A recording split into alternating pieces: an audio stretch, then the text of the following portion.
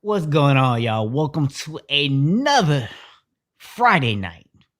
It's live, interactive, sports talk, play color sports talk show. I am, of course, Yeah, one yeah. half of the dynamic duo representing the A tonight, joined as always by my co-host.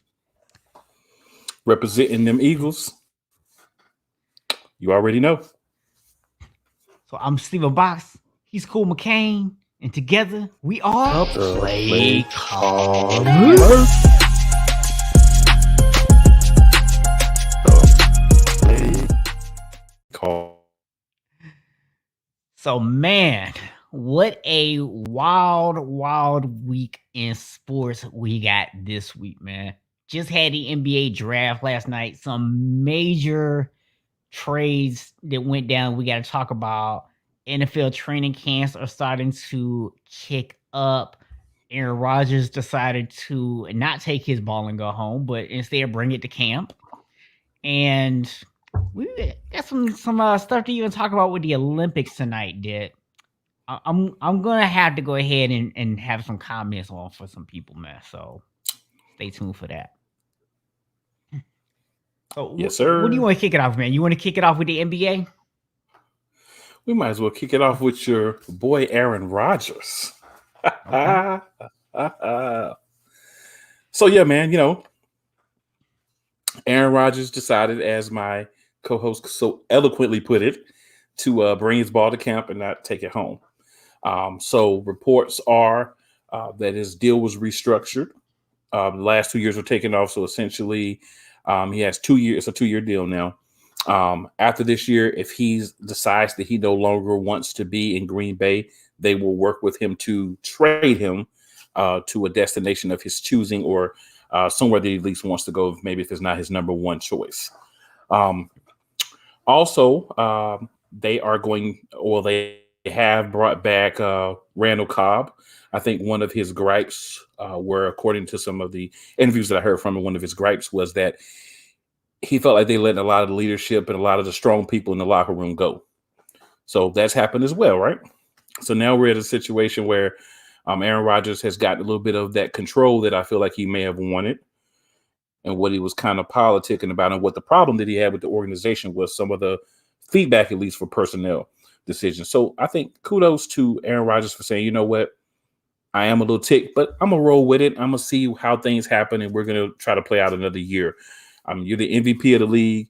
I know the other team is. I know the Green Bay Packers didn't want to lose you, so I think letting them know what the issue was, sitting down with them and talking to them about it, sounds like it. At least got things to a point where you guys can interact for a year, and let's see if you guys can run it back. So kudos for that. Yeah, man. I mean, here's the thing. I can't honestly bring myself to believe that all Aaron Rodgers wanted this whole time was Randall Cobb, right? But I think that bringing Randall Cobb back was really kind of what you were just saying. He was upset because he felt like he had no say so. So it was kind of like a little test, like, hey, I'll come to camp if you go and get me Randall Cobb, right? So they basically agreed to do that. Aaron Rodgers has now Colin Kaepernick the situation. And what I mean by that is, for those who don't know what Kaepernick did at the end of his tenure in San Francisco, was he decided he wanted out, and he agreed to restructure his deal so that he could have the option to opt out. Now, obviously, we all know what happened after that, which is not going to be the same situation that Aaron Rodgers is going to find himself in. But he basically got the organization to agree to change things up to allow him to get out. So he got what he wanted. I will be shocked if he stays after this year, but you know what they say, man, winning cures a lot. So we'll see what happens this year. That might change some things. Shout out to Big Mo joining us over in the chat. If you Yes, sir. if you want, go ahead and hop on and join us live tonight over here in the chat, man. We love to hear from y'all. Absolutely. He did say that they all seem to grow up and get it done. Definitely can agree with that. I just find it interesting that a caliber quarterback that Aaron Rodgers is had to go and go through all this to kind of get what he should honestly have already had, right? Like Aaron Rodgers should already have had a say so in decision. Not saying that he's the voice and you do what he wants, but if Aaron Rodgers is like, look, bro, this receiver room is not ready to win. I need y'all to go out and get me somebody that I feel comfortable with that I can throw the ball to, right? That should have happened. Like, it shouldn't have took this for that to happen. So, Yeah. I don't know what was going on behind the scenes. I don't know what the GM and the owner and everything were doing, but, bro, you have Aaron Rodgers. He's one of the best quarterbacks of all time.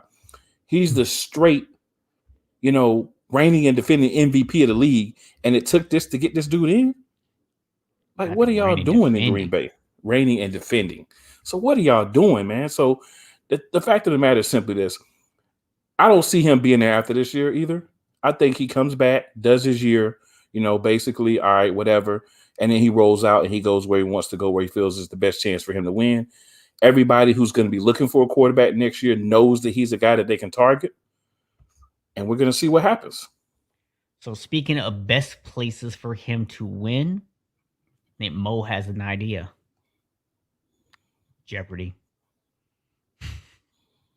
Might be Aaron Rodgers' best place he can win is Jeopardy. Well, I got to tell you, man, I don't know where y'all are at, but in my mind, to win, you have to be playing on the football team. And unless, someone else has changed their name, Jeopardy's not a football team. But, well, man, it could be. Could be soon. On the subject of name changes. So I remember us having a conversation back when the whole name change thing began, right? Mm-hmm. And the whole thing was, the name is offensive. And I say, well, I get that, but we're opening up Pandora's box. And once you open Pandora's box, it cannot be closed back. Right. So now the Cleveland Indians are now going to be the Cleveland Guardians. All I can say to that is, I don't know who came up with the name. I don't know if you've seen the logo. I don't know who came up with the logo, but you would have did better calling your team Cleveland Jeopardies. Yeah. So let's talk about that for a second, man. So of course, the first thing that everybody thought about when you came out with this was Guardians of the Galaxy, which you didn't really do any favors to stop that with the way you made this logo. The logo looks like it could be designed for some kind of space program. So I'm not really surprised that people started making the connection here. So E says they could be called the Cleveland Booty Warriors. He's not wrong, actually. I mean, yeah. He's not really wrong. Yeah. So, my thing is, if you want to change your name, that's cool. The problem I have, and we talked about this, there are other teams out there, one of which I have on their hat. I'm not really a Braves fan. If I watched the baseball, the Braves are who I would cheer for just because I don't have another team to cheer for. But I'm a Florida State fan also. They have an agreement with the Florida Seminole tribe. From my understanding of it, there's another tribe of Seminoles in Oklahoma who don't feel the same way the Florida tribe does. So if people want to start saying, Braves are offensive, Seminoles are offensive, they can try to force those, two organizations to go and change their name. So like you said, we start opening up Pandora's box and we start trying to decide what's offensive. Now, I want to be very clear in this statement. I don't have a problem when a group comes out and says, we find this offensive. What I have a problem with is the same people who came up with these offensive terms now trying to turn around and say, oh, that's offensive, we should stop. That's not for you to decide. Well, man, I could go on and on about this. I'm not going to. I'm just going to simply say the name that you chose sucks. I hope the Washington football team does way better in whatever they decide to choose after this year. And perhaps that's why they didn't just immediately pick a name and they took a 2-year period to come up with a name versus what the now, I guess, Guardians. I don't know if it starts now or later, but I'm just going to go ahead and start calling the Guardians because I laugh every time I say it in my mind. But the Guardians. So congratulations, Cleveland. You really stunk this one up. Why you start talking about something else? I'm actually going to see if I can pull this logo up real quick and show it to people. Yeah, I think it's something you have to see. And I don't think it's something that most people would actually take their time to go look for.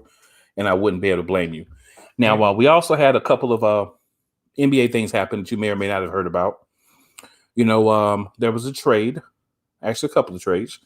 The first trade was between the Memphis Grizzlies and the New Orleans Pelicans. Primaries in the trade, Memphis sent Vucevic, I think is their center, to New Orleans. New Orleans sent Bledsoe and Steven Adams along with the draft picks. And some draft picks were switching there too, but those are the principles in it. Essentially, what they did was they made this trade, and this helps New Orleans. This helps them with salary. It also brings back the better player to them. But I do believe, from what I've read, that there's going to be another piece. Bledsoe is going to be out, either going to be bought out or traded again. So, it's going to open up a spot for Memphis as well as part of the deal. It's really one of those. I know why the first had to be sent back by New Orleans, just because of how it will work and what you're sending back as far as salary goes, right? But I think Memphis did actually come out pretty good. You got a first round pick, and you also got two veteran guys, one of which you're probably going to end up getting rid of. But Steven Adams will be a good veteran presence on the team. Probably not a guy that they'll have star, but a good veteran presence. And then the better player goes to New Orleans to help them. Kind of like Mo just said, it's a good trade for both teams. No team comes out bad. You both just kind of reassemble. Now, I'm going to go ahead and let my co-host, I believe he's got the horrible logo up for you guys to see. And then after that, we'll talk about. I'm actually going to pull up one different one because I actually just found one that has all their logos on one screen. So yeah. You want to see this one? That up real quick because that's really the bread and butter here. Yeah. But while that's happening, we could talk about the other trade, and I'm sure my co-host will want to chime in on this one. But what I would consider a blockbuster definitely happened. So this is the Guardians stuff right here. Yeah. So as you can see, the first logo is just horrible. The C is horrible. The G with the baseball and the wings is beyond horrible. That is possibly the worst look ever. The Cleveland is the only thing that actually looks halfway decent. So yeah, so that's I just had to share that with you real quick. Yeah, that's I'm just gonna frown at that one and not even pretend that that's not bad. That's just bad. Yeah. But also the Lakers made a big trade. Yes, so the Lakers sent Kyle Kuzma, Montrezl Harrell, who opted in, I guess, for the trade, as well as the number 22 pick, and Ken Pope, all to the Wizards for Russell Westbrook. Now, I'm going to give my opinion first.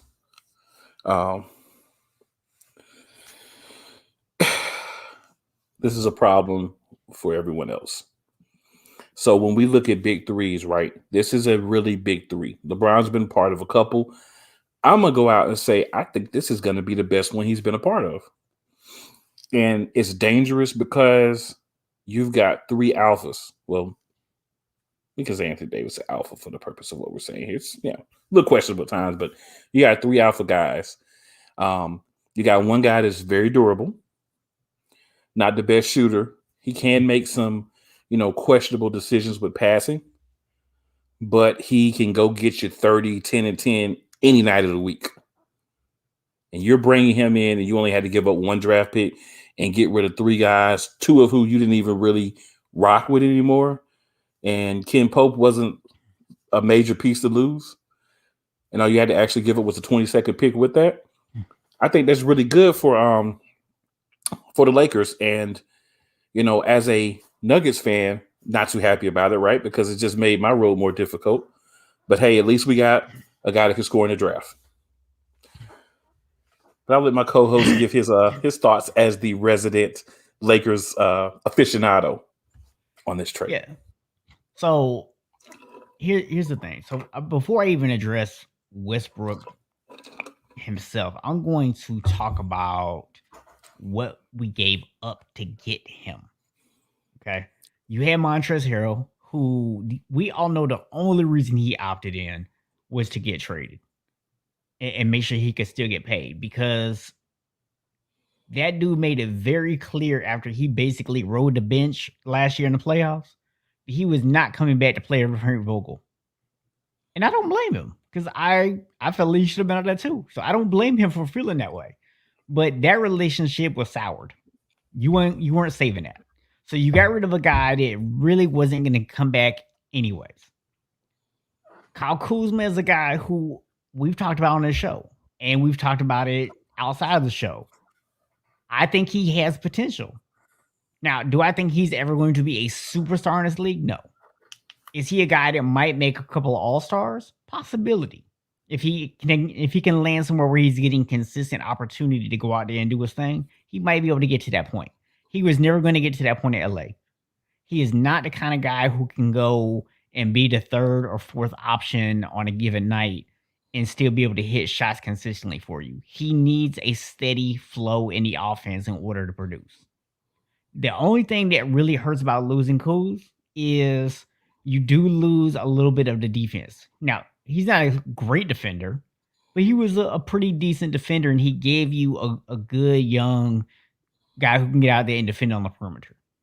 Now, the one that actually hurts the most, but you had to give up something of value, was Pope, because at the end of the day, he's a guy that was giving you great perimeter defense, and he was actually your best three-point shooter on the team. So for a team that was already hurting for three-point shooting, that's a little bit of a tough one to give up. But you got to give up something to get a guy like Westbrook. You can't go out and not give up anything and get a guy like that. So I like the trade. I'm interested to see, much like what Mo says here, I'm interested to see what they're going to do to bring in some shooters. The two biggest needs that they have right now, shooters and perimeter defenders. That's going to really be what LA has to bring in to make this work. But I'm going to tell you actually what the biggest part of this whole story is to me. I saw an article this morning that apparently Anthony Davis, LeBron, and Westbrook all had dinner together at LeBron's house. And AD actually said he's willing to play the 5 to make this work. And I got to tell you, if AD actually moves full time to the 5, that is going to be a real problem for everybody else in the Western Conference. Well, man, I gotta tell you one thing on the 80 to the 5 part specifically. I mean, if we be honest, yeah, I have to agree with. First of all, I have to agree with Bo. He probably did a lot. He's not going to play there all the time. That's why I say if. That's why I say if. But I think he will play there some. But the thing is, you're going to put the same guy on Anthony Davis on your team, whether he's playing the 4 or the 5. The move to the 5 doesn't make you say, "Oh, I was going to have." For instance, I'll use the Nuggets. Paul Millsap guard him, but now because he's moving to the 5, I'm going to have Jokic guard him. That's not going to happen. Whoever was going to guard him is not going to guard. Is going to guard him whether he plays the 4 or the 5. Where it'll benefit the Lakers is if they can get another really good 4 to come in and play. If you didn't have this trade happen, maybe if you throw Kuzma in at the 3 and LeBron at the 4, maybe that would have been a lineup to see where you could get more out of Kuzma. But nevertheless, that's gone. That's done. That can't happen. So now you got to go get a quality guy to plug in at the 4. You got to get a quality guy to plug in at the 2, right? And then you got to fill up the bench. So it'll be interesting to see what other moves that the Lakers do make around that legit big 3 that they now have. I think they will be a problem. It'll just be a matter of what other moves everyone else makes. But this definitely raises their probability to win. Absolutely. Well, but the reason I think it's going to be a problem is this is going to allow LeBron to actually play more at the 4. And if you actually go and look at the numbers, I know we don't talk numbers a lot on the show, and I'm not going to bore everybody by breaking out the stat sheet here. But if you go look at the numbers, the times that LeBron was able to play at the 4 and AD at the 5, LA was practically unstoppable. So that really is their best lineup. They're obviously not going to be in an all game. You obviously still need to create some quality depth at the four, so that way when LeBron's out, you're not having the fall off at that spot. But that's why you're running Westbrook. He's going to play a lot of minutes where LeBron's not on the floor. He's going to be a guy that's going to get a lot of time with the second unit in addition to starting. They'll figure out how to do that rotation. So that's why I think he's going to be dangerous. And Mo asked what the deal with Drummond is. If I'm not mistaken, doesn't he have a player option? I believe so. Yeah, I think he's got a player option. So we really don't know yet what he's going to do. Same with Schroeder. We'll have to see if Schroeder's going to go somewhere or his market might be cold and he might be a part of a sign and trade. Yeah, I think if anything, he'll be a silent trade. I don't see him coming back and playing, you know what I'm saying, minutes on the squad anymore. Oh no, he's done. I mean, whether the question is somebody else going to be willing to pony up and pay what he wants, or is his best bet going to be a sign and trade? Most definitely. Yeah. Now, of course, there'll be other moves that were made throughout the playoffs. A lot of teams, did get them throughout the offseason. Excuse me. A lot of teams did make themselves better in the draft, at least theoretically, because the most important thing when you're talking the draft is these are kids that have not played a moment in the NBA yet. So it's all based on, expectations or projections at this point. But we got to touch on it a little bit. I think more so we're just going to highlight a few things, a few teams now. We can always slide back in later and really discuss things once, we get into, when they have their summer league and different things where we actually see the kids on the court, or these young men on the court. But I think now it's just more, what is it like on paper, right?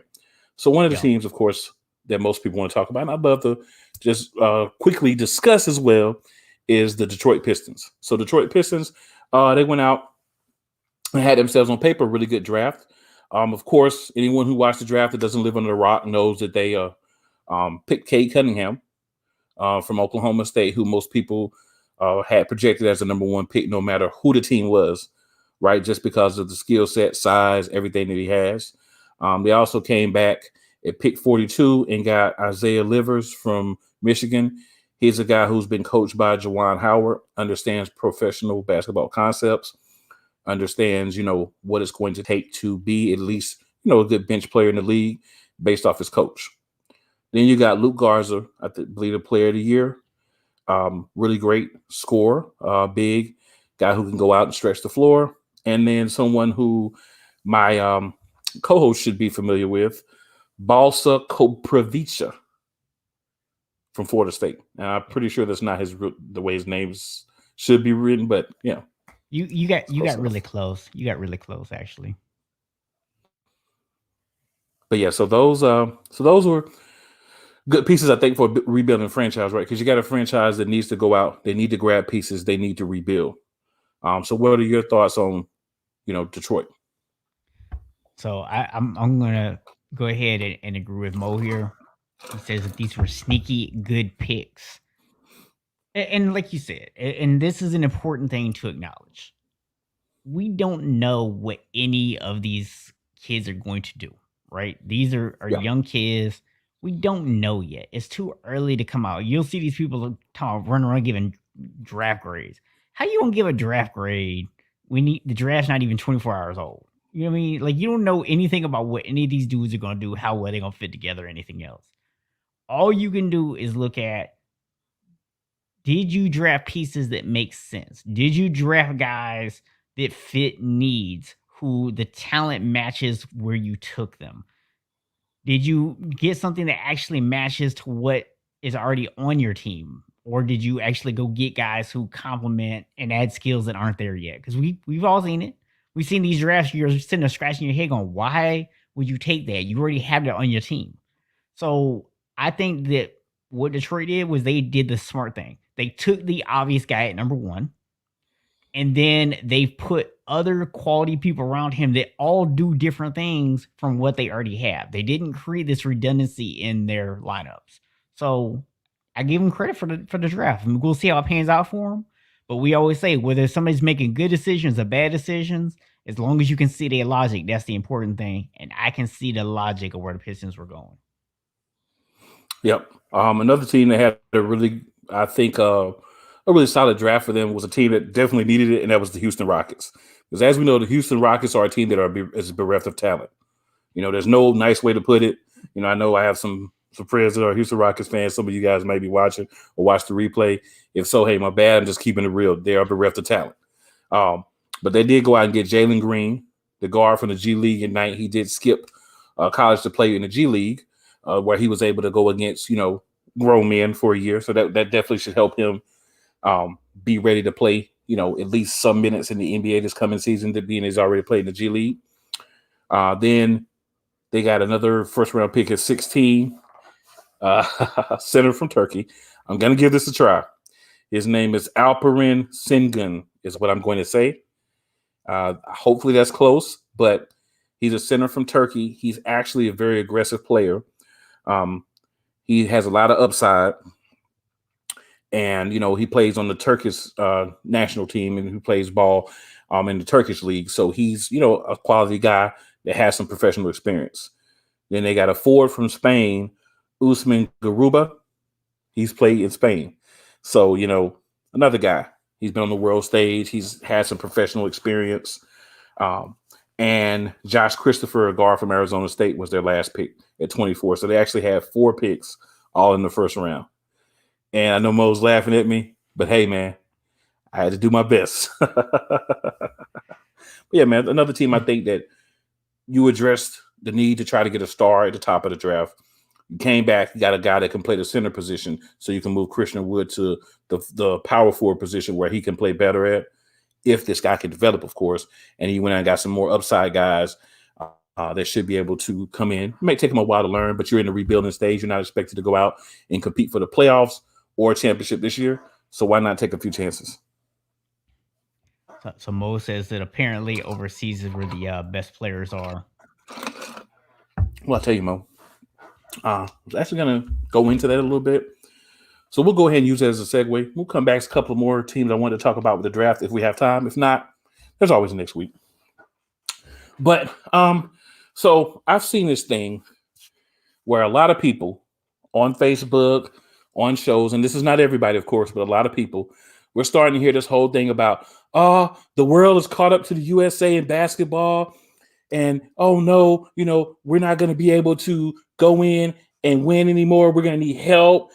I don't understand how people think we could just go in and expect to get gold medals every year because everybody else is caught up.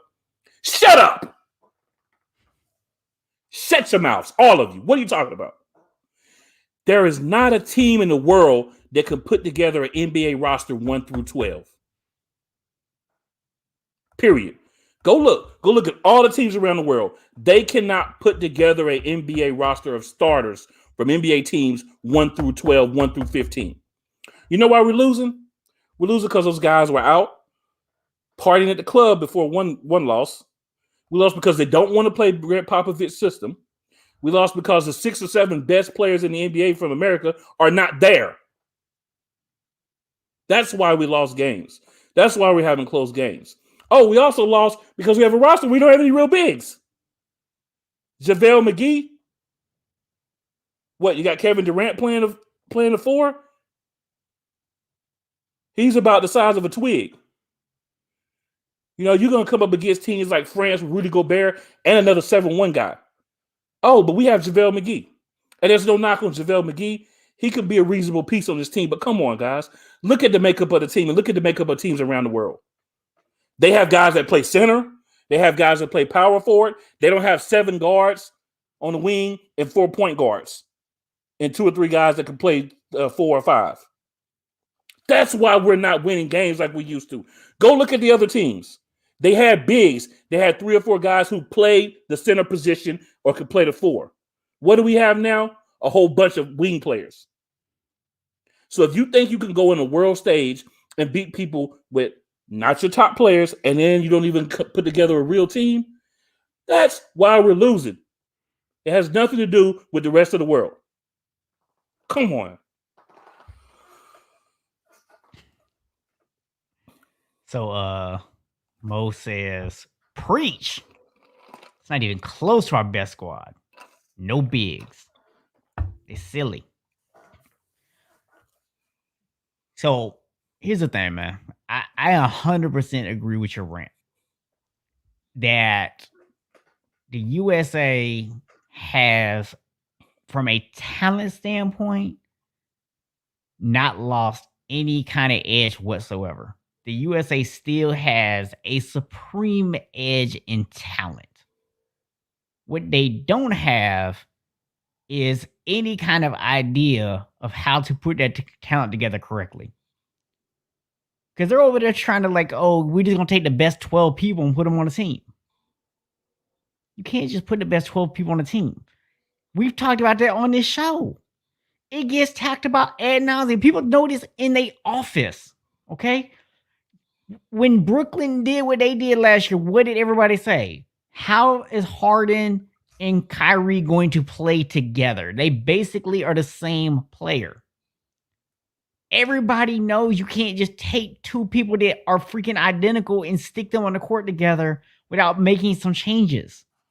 Yet the US just decided, oh, we'll just kind of go out and just take whoever and we'll figure out a way to make it work. No, it doesn't work like that, man. You can't do that.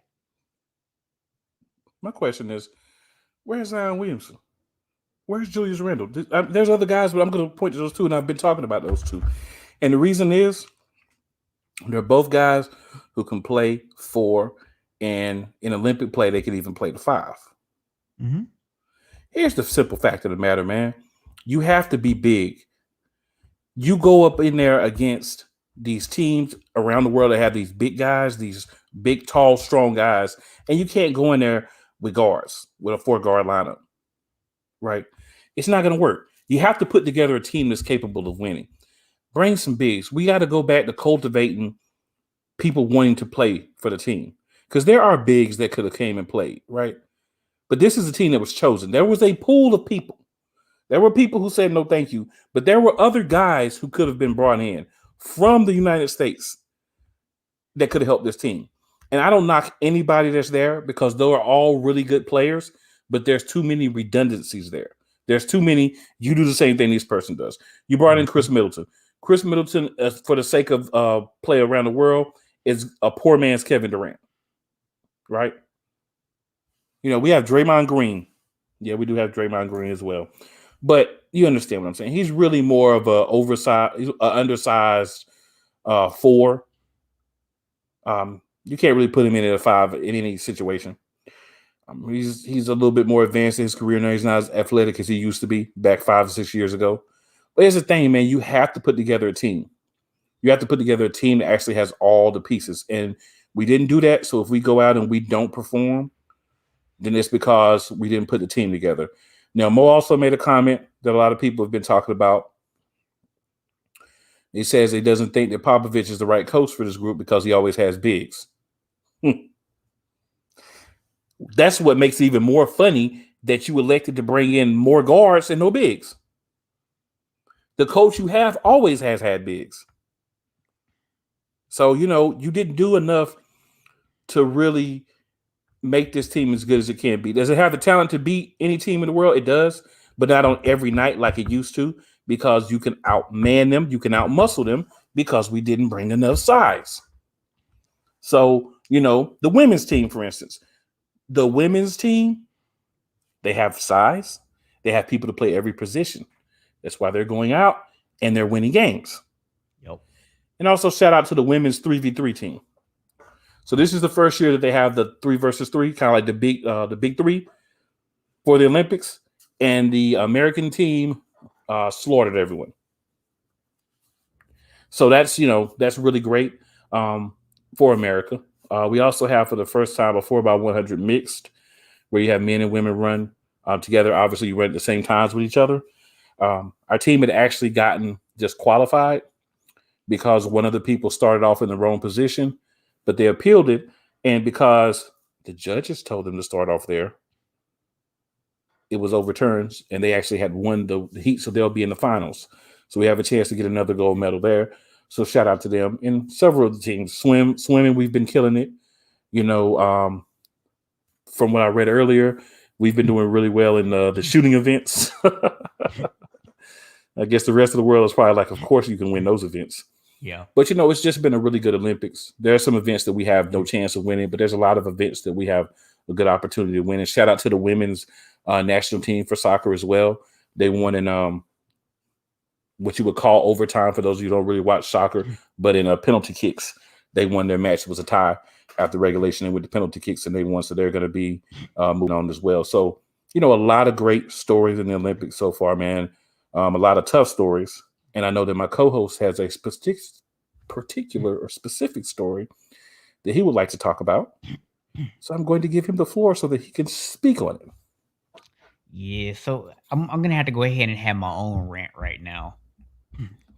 So, man, there's been a lot of talk about Simone Biles, and especially people being critical about her, people calling her a quitter and saying that she gave up on the country and all this other stuff.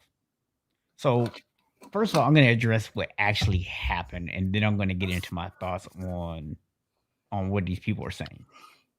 So, from my understanding, while she was actually doing one of her vaults in midair, she got what they call the twisties, meaning that she completely lost focus of where she is. Now, think about the fact that you are in a sport that is highly dependent upon perfection.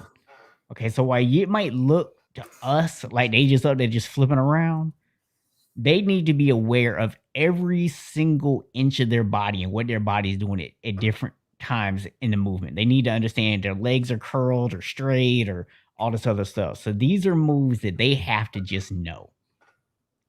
So for her to lose her focus and awareness of where she is in the middle of a move, she could end up landing and breaking her freaking neck. This is not something that is just like, oh, well, you might just have a bad vault. The fact that she actually landed on her feet is a testament to her freaking skill level. It just shows you how good she is. This is the greatest gymnast of all time. No one is even arguing that point. She does things that literally are so freaking hard that she has like 4 moves named off after her because no one else can even do them. No one has ever been able to do them. The things that she can do in gymnastics are that amazing. And yet we've got a bunch of out of shape people who weren't even good at athletics in high school who have the audacity to sit there and talk about what it takes to be an Olympic champion. You aren't winning anything but a hot dog eating contest, dude. Shut up. Why are you even over there talking about what it's like to compete at that level? You have no idea. You're over there talking about, oh, she gave up on her country. What have you done for your country? What have you represented? You think you were representing the country well by being an idiot and opening your mouth and showing everybody how stupid people in our country are? Shut up. Stop talking about stuff you don't know. That's my rant, man. Well, I'll simply add to that. This was a young lady who was one of the people, of course, that was sexually molested for years in this program and kind of threatened and forced to keep quiet until everything broke out. So you don't think that affects you? Right? Right. This is not someone who is in their first Olympics. This is not someone who hasn't proven that when they're on it, they can get it done. Think about this as well. All these athletes are there at the Olympics with no family support. The only people that are able to even bring someone with them is if you have a small child that you're nursing and you're a woman. And the last I read, they were still fighting, and this was before the Olympics. I haven't had a chance to look at it again and get an update, to have a caretaker come to take care of the child while they're doing their Olympic responsibilities. So you're at a point where you don't have your family. You're like in a bubble in Tokyo. So you're in a bubble across the world without the people that care about you the most, there to support you. And people get mad because you're saying, I don't have it. I need to sit down and allow someone else to do it. And the funny thing is, we still got a silver medal in that event. We still got the gold thanks to her teammate and all around. Mm-hmm. And I want to also bring just one simple other point, and then we're going to leave the whole Simone Biles thing alone. Oh, I got some more to say. Well, I'll leave the whole Biles things alone after this. Simone Biles does not even get the ability to be treated equal. When she does a move, when she does a routine, she's graded on a different scale from everybody else. Explain to me how that's fair. That's like going out and say, oh, Steph can't shoot threes from the three-point line. He has to shoot them from the line in between the three and the logo. He can't have anything inside of that is not going to be a 2 for him because of how great of a shooter he is. That's what she deals with when she goes out and performs. So that's something else to just to think about. Just to think about. So a couple things I'm going to add on to what you were just saying. So not only is her and every other athlete there without a support system, but and I don't know if this part is true or not, but Joe Rogan was saying earlier how apparently she takes ADHD medicine or ADHD, excuse me, and apparently they have something in Japan where they don't allow it. So she's not been able to take her medicine, which obviously helps her to focus. So if that's the case, then that's something that people need to be conscious about, because that's something that could actually really affect your ability to focus on a situation like that. So that's, to me, that's a big thing as well. But here's the other thing.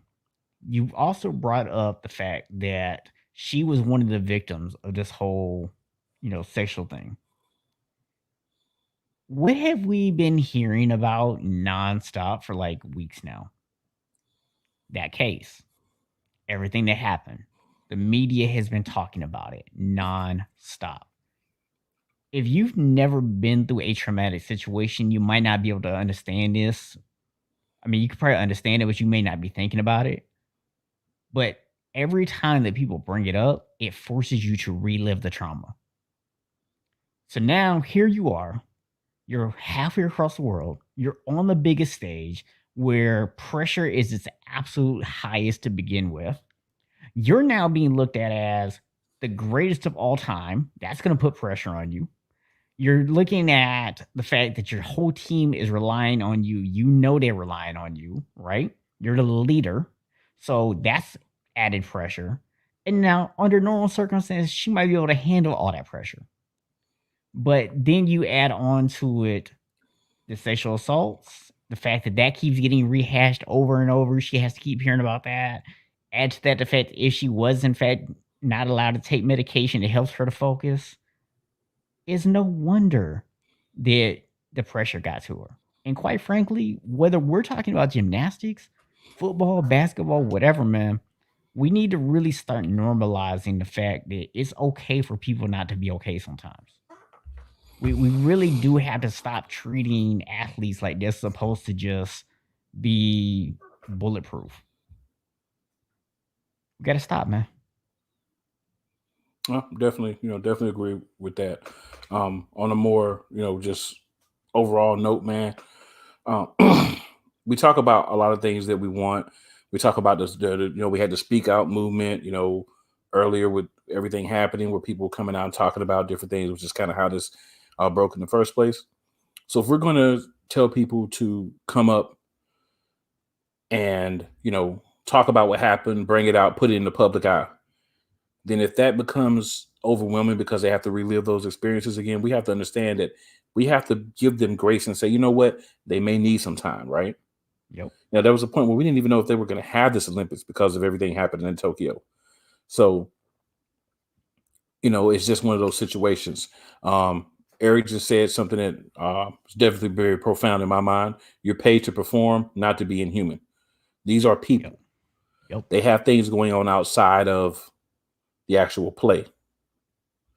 And that's what we have to remember in all sports, right? We'll get on people. I've been a critic of several people, one of them being Ben Simmons and his poor shooting. But at the same time, if he has things outside of basketball that are affecting him, then I hope he can get those things rectified so that he can, be a good player. I don't have any reason to sit here and want any of these athletes to not succeed, right? Because I want to see the greats play. I want to see, guys that are touted that come into the league that get these big contracts that these teams believe in. I want to see them do well, man, because why would I not? Even if it's somebody that I may not like because of the team they're on or the college they went to, different things like that. There's nothing for me to say like, oh, I don't want this guy to succeed because he went, for me to Duke, right? Or because he plays for the Lakers or he plays for this team or that team. You want to see people succeed, right? I'm watching the draft last night. As we all know, one of the guys that would have got drafted passed away in a car accident. We talked about it on the show. Yeah. The league did a great thing. They honored his mom, his brother, and his sister. He got to kind of have the moment where his family got to come up and, get the NBA hats. And, his mom cried, and they're going to establish a foundation. The NBA is, in his name. There's a lot of things about the draft that I really like, man. There's more teams I could talk about, but, there's other weeks. It's nothing's going to change between now and next week as far as the draft goes. But I just wanted to kind of highlight that moment, man, because I think it's a great moment in helping that family to heal. Because this is a person that could have, brought generational wealth into that family. That's gone. Yeah. And not because he was out partying or drinking, because he was coming back from a workout. Snapped out just like that. So, we got to appreciate the people that we have while they're here too, man. Like friends, family, these athletes, we have to appreciate them because we don't know what they go through behind closed doors. And, I'm myself also trying to become a little bit more, thoughtful of that. Like, these are people. These are actual people who have problems just like we do. It's just magnified because there's money. So there's people coming after them, people trying to use them, all these other things that they have to look at and be aware of as well. Yeah. I mean, look, we've had the conversation before, man. We're both from that generation of, you suck it up, you go out there, you make it happen, right?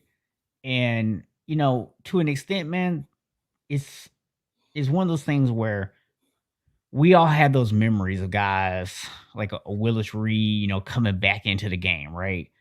I mean, we all have those memories of guys toughing it out, playing through injuries, and going out there and winning a championship for their team.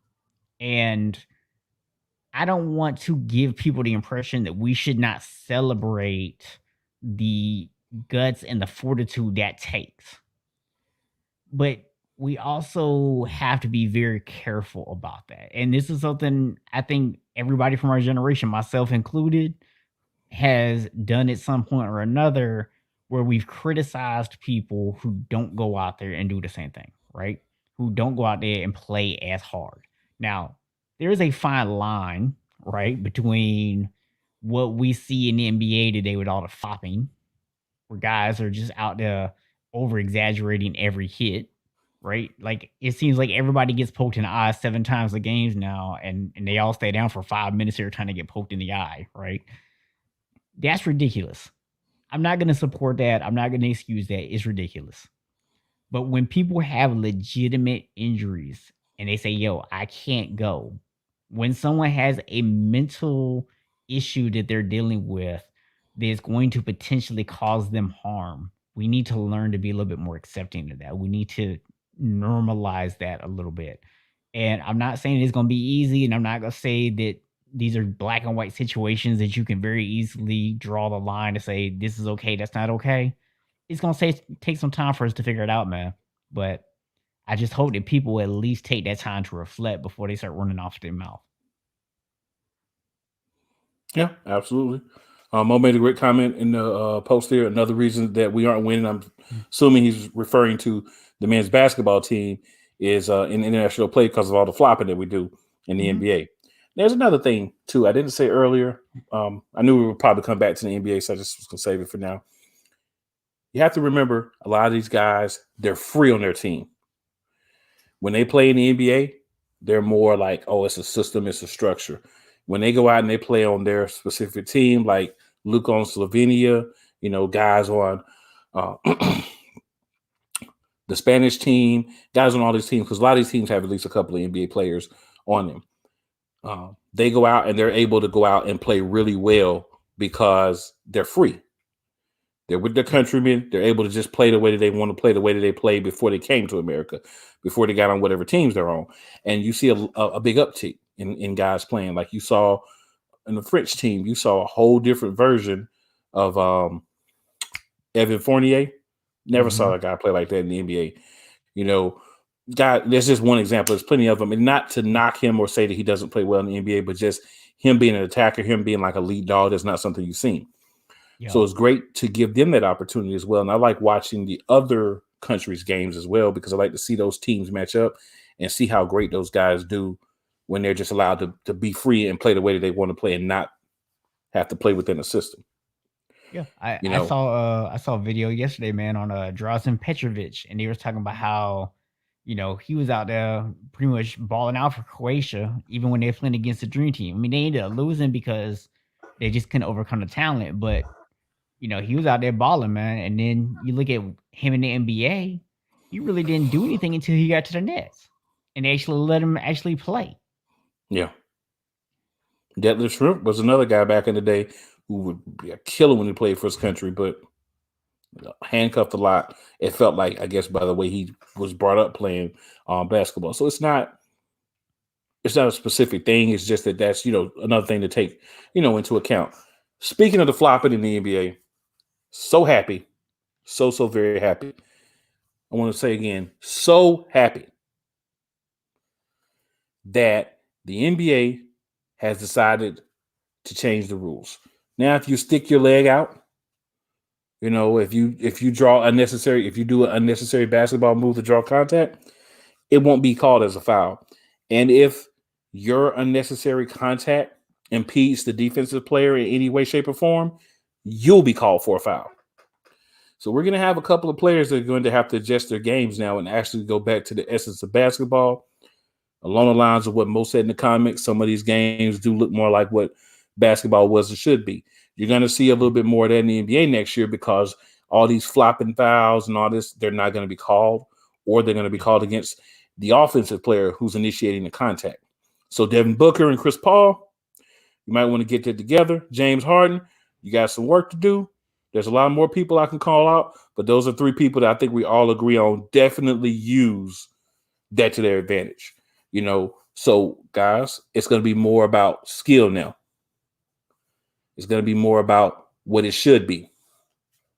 So I'm excited. Mo nailed it though. Jumping into the defender, that's Harden bread and butter, and that's a move I've been hating on for years. I don't think that should be a foul. If the defender gets in the air and then you literally jump into the dude, that's not a foul on the defender. That should be a foul on you. You're the one who initiated the contact. I know the defender jumped and all that stuff, but you initiated the contact. The foul should be on you. Look at man, we was watching, we were up here watching the finals, and you got Chris Middleton trying to defend Devin Booker, jumping past him, trying to block the ball, like tugging his body together and trying to land on the other side of him so he can't kick his leg out or kick his arm out or flop back and act like he got hit. We saw several times in the playoffs where Chris Paul, and I'm not just going to say it's just these guys, but they played throughout the playoffs, so you got a lot of chances to see them just, flopping. And it gets to the point where it's just like, bruh, it's not even cool anymore. Like, it makes you not even like the player when you see him do that to an extent, because you're like, bruh, you're not even trying to win a game. At this point, you're just trying to get points. So I'm glad the changes are going to be made. And I hope it's something that continues with some of these other things that happen as well. But just get back to playing basketball. That's all I want. Just get back to playing basketball. I don't need to see you flopping all over the floor. I don't need to see you trying to get contact, jumping into people. We don't need all that. We never needed all that. LeBron, you another one. You do a lot of that too. Stop it. Like, for real, y'all stop it, man. Let's play basketball now. Let's have fun. Let's make it look like you used to be. Let's go back to being the best players and athletes in the world and not trying to get half our points from flopping and flipping and faking so that we can get to the line. Let's play basketball. But Bo said it looks so ridiculous you can remember it vividly. Absolutely. I can remember the play with Chris Paul pretended like Boogie Cousins hit him in the face when he didn't even touch him, and did all this and all that and got to do the foul and got free throws out of it. And then the dude said, that's why nobody don't mess with you now. Tells you something right there. I will say this. one issue that we've always talked about when you talk about bigger and stronger guys, okay, and I'm talking about guys like Giannis, LeBron, guys like that are real strong. They don't get the benefit of fouls a lot of times. They get fouled like left and right, and they don't get no calls. So I don't have an issue with you maybe exaggerating things a little bit to make sure that the referee actually knows you're getting hit. Like instead of you just shrugging everything off. Well, come on, man. LeBron. I know you're trying to get some fouls, bro, but I need you to stop like getting thrown 5 feet in the air every time somebody blowing you, bro. It's ridiculous. Yeah, you can't get anybody about it. But no, man, I'm just happy that, like I said, we're just getting back to what we need. I know we talked about Appreciate how you we're tuning going in, to. E. Yeah, Big E had to roll out, so appreciate you for that. Definitely. I know we say we're going to talk about training camps, so I'll go real simple with it. We could, we got weeks to come. We're going to be talking about divisions and doing all that as we get closer. But real simply, this, man, football is now really back. We don't have games yet, but we have training camps. We're getting reports from different teams. Obviously, I could go in with you right now and tell you a lot about what's going on in the Eagles camp. I can actually tell you some of the things that are going on with the local team, where I live at, the Panthers, and some other teams. But I'll just simply say, man, we're starting to see draft picks get a chance to get on the field, play against the guys on the other team, offense and defense. What I've seen on some certain teams, the Eagles being one, is camaraderie, right? So I see Devontae Smith going up against Darius Slay. And I'm hearing reports and interviews where he's going to Darius Slay after practice. The other corner, Steven Nelson, great pickup, by the way, for the Eagles, and saying, hey, guys, what is it that I can do so that when you hit me with this, I can get out of it and continue my route? What like little tricks can you give me? And they're helping him, right? They're giving him the tricks. They're helping him develop. Yeah, that's great to see. We have all this hype about rookies. Devontae Smith was the person that I wanted the whole time. So happy that we got him. But now we're going to see what he can do when he's actually out in the field. That's what's going to be important. That's what's going to be interesting. All these rookies that we have in the league, now that they're out there, the corners, right, the running backs, the linemen, the safeties, everybody. Now that they're out on the fields, the quarterbacks especially, we're going to see what they can do. Yeah. So that's going to be interesting. But I do want to remind people, this is like my role now, man. I have to give people like the warnings about stuff, remind them about things. We haven't put pads on yet. Don't get too fired up. A lot of people over there talking about a lot of these offensive lines are looking bad. It's really hard to stop a really good defensive end who's rushing at you when you don't have your protection on. Let's wait and see what happens when guys get pads on. That's when we're going to really start to see what these teams are going to look like. So it's going to be an exciting couple of weeks waiting to see what everybody's going to be doing. I was actually about to ask you about what Mo just put in the chat. Wentz is out indefinitely. He's hurt his foot. I know you're not very happy about that because you have something riding on him getting some playing time as an Eagles fan. Mo says that he does not think that you should have let him go, or didn't think so, but maybe dodged a bullet. Mo, I'm not sure what you were paying attention to, but you should have already known this was a bullet to be dodged, sir. Well, I'm going to simply say this. For you to sit here and type, I didn't think we should have let him go. What were you watching? This man basically said, I don't want to be in Philly. He threw a hissy fit because he had to fight for his job because he sucked and nobody liked him. So if that's the guy that you want to be your quarterback, bro, I don't know what to tell you on any team. Me, no matter who the team is, I want my quarterback to be a guy that the team is going to get behind and allow to lead them. That the leaders in the locker room are comfortable with, that people want to play for and with. Mm-hmm. That was no longer the former Eagles quarterback, who I'm not even going to justify by saying his name anymore. That he's hurt, I'm sure you can't be surprised. We need 75% of snaps from him if they don't make the playoffs, 70% if they do. He was an MVP candidate, but he never won one. And he was great for a span of 12 to 13 games. Yep. Honestly, I've defended him since then for that. But at the end of the day, how many years is that going to matter? One great stretch of 11, 12 games? Or is that going to, are we going to use that to defend him for the next 15 years? No. He's had his opportunity. He didn't get it done. Since that year, he has not been a good quarterback in the NFL. So you know what? I'm glad that for fans who feel the way that you do about him, that he's no longer there, because now it can be done. He's done. Now we could talk about Jalen Hurts, the guy who's going to be our starter this year, hopefully our future at quarterback, and we no longer have to worry about a guy to see if he's going to even make it through the season. And that's all that you have to say about that. So, with that, man, that is a great time to remind people to tune back in next Friday night, Absolutely. 7 to 8 p.m. Eastern Standard Time, where we'll talk about things that aren't just the Eagles in regards to the NFL. Didn't even tell me to get my Homer alert ready, man. Well, I did not bring it up. I responded to a post from someone. I didn't bring it up. Yeah, but when you got the chance, boy, whew. I'm just giving my opinion. Like, why are we still talking about what this dude did like 4 or 5 years ago?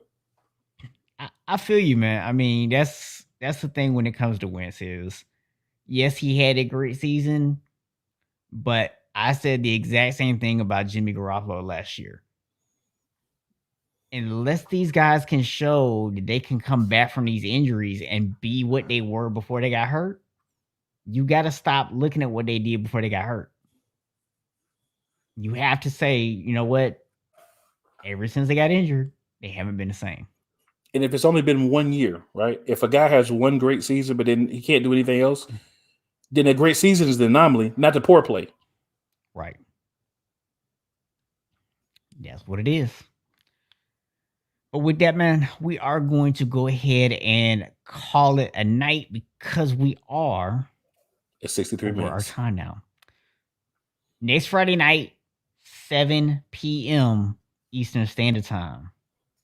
Y'all know what it is. Y'all know who to see. It's cool. It's box. It's The play play call. call.